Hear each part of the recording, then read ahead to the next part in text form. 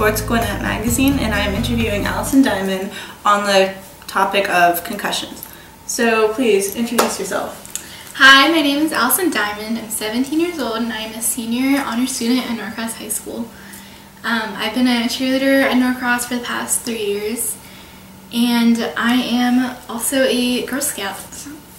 Now, you're doing a Gold Award project on concussions. Can you please explain what a Gold Award project is and what you're doing with it? Well, a Girl Scout Gold Award is the highest award you can earn in Girl Scouts. It's for the oldest girls, so my age group, and basically it's an individual project, and girls choose an issue or a subject that is really close to their heart, and they plan and they do hours and hours of service, and it's basically an equivalent to the Boy Scout Eagle Scout Award. For my Gold Award project, I am doing a concussion awareness campaign.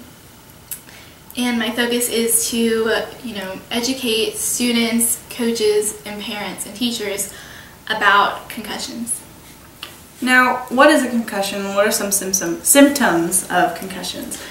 Well, a concussion can happen either if you're hit in the head or you're just jostled around. It's when your brain jostles around in your head and hits the side of your skull, and it's like a bruise on your brain. And it causes a lot of symptoms. For example, you can be dizzy, unbalanced, you can be foggy in the head, a lot of pressure in your head, very nauseous, really distracted really easily. There's tons of symptoms, and it's a brain injury, and it's nothing to fool around with. Now, why is concussion so important to you? How has it impacted your life? Well, about 10 months ago, on September 20th and 21st, I was at cheer practice, which I was a base, and what happened to me was about 4 times I was hit in the head by a falling fly. About 2 times I was kicked in the head by a fly, and the other 2 times I collided with another base. And that was all in 2 days, and being struck in the head 1 time is enough to get a concussion. So I got repeated concussions over a short amount of time, and so I got a very bad concussion. I was out of school for 3 months, out of cheerleading. 10 months out, I'm still recovering, and so, all the pain and the emotional distress and the academic hardships that I've had to go through, I don't want anyone else to have to go through, and that's why I'm trying to spread the word about concussions to my community so that they don't have to go through that. Why is it so important for young athletes and the community in general to know about concussions? Well, concussions are not your typical injury. They're not, they can't be put in a cast or anything. It's invisible. It's a brain injury, so it's a little bit more serious than anything else because you can have long-lasting effects.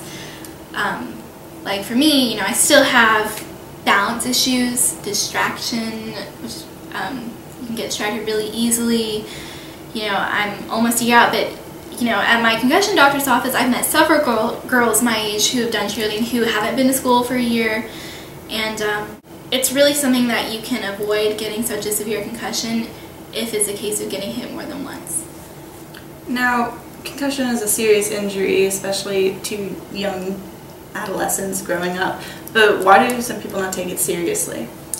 Well, I think that, there's been a culture in athletics for a long, long time, toughing it out, sucking it up, which I'm very familiar with. I've done that before. I broke my toe, broken my nose twice, almost broke my elbow in the 3 years that I've done cheerleading at Norcross, so I'm very familiar with it.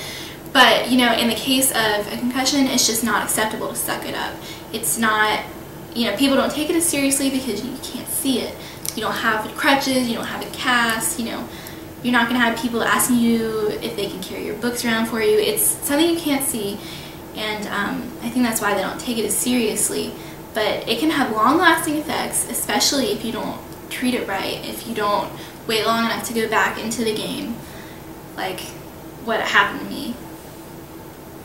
And your project has really good timing with the coming up legislation. Can you please explain that? Well, there's been new legislation in the past few months where, you can't go back into the game if you've been hit on the head until you've seen and cleared a doctor, which is great. It's really great news, and I really hope everyone abides by the new laws. Is there anything else you'd like to talk about with concussion? Well, I'd like to talk a little bit more specifically about cheerleading, what teams can do to, keep each other safe. Now, most cheerleaders are girls, and girls are naturally more apt to get concussions. It's fact, it's scientific. So, especially like girls lacrosse, girls soccer, cheerleading, it's a really serious issue with those sports. And, at the beginning of the season, you really need to have a plan. If someone gets hit in the head, what are you going to do? Everyone needs to know the symptoms. Everyone needs to watch out for everyone else. Once you get hit once, you can't be trusted to pull yourself out of the game, because at that point you have a serious brain injury. You don't know what's going on. You can be very confused. You might not even know you have a concussion or there's something wrong, but that's part of the brain injury. And so that's why it's so important for your peers, your coaches, your teachers, and your parents to really watch you and pay attention, especially if they know you've been hit on the head. Because once you get hit, you cannot be blamed for not taking yourself out, because you have a brain injury. You're not thinking right. You're not in your right state of mind. Do you have any tips you'd like to give some of the young athletes, coaches, parents, now that the fall sports season is approaching? Definitely. Well, for those sports that have headgear and protection, always wear them. They're there for a reason. But for other sports, I think before the season starts, you need to have a team meeting, have a plan to, if you see someone get hit, you get pulled out, you go to your trainer. Like my trainer said, you get hit once, you go down to the trainer, you take an impact test. If it says you have a concussion, you go see the doctor. If it doesn't say, you need to go back again the next day, because sometimes symptoms and the impact test, they don't show up if you have a concussion sometimes for a few days afterwards, so you need to keep an eye on that. One thing I would suggest is at the beginning of the season, find a buddy that you will watch for the whole season.